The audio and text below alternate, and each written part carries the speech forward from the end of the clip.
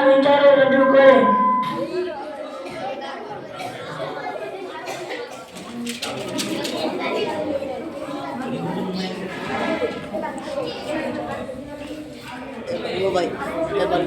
Live ચાલુ કરતા ભૂલી ગયો તો મમ્મી ચાલુ કર્યું અડધું થોડું અડધું થયું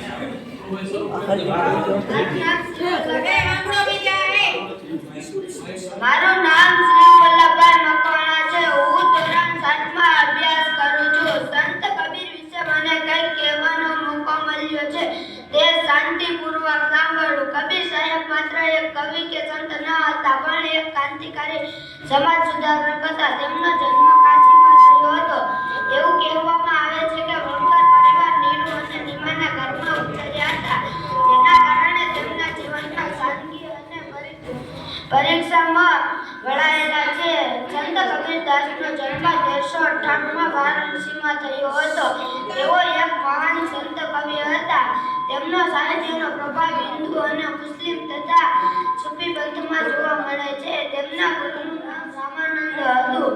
તેમણે પોતાનું આખું જીવન માનવી મૂલ્યની રક્ષામાં વ્યતીત કરી દીધું હતું। સંત કબીરદાસે ઘણી બધી રચનાઓ લખી છે। બીજો તેમનો ઉપદેશ ગ્રંથ હતો કબીર ખડા બજાર में मांगे सबकी खेर। कबीर खड़ा बाजार में मांगे सबकी खेर, ना कहूँ से दोस्ती ना कहूँ से बैर।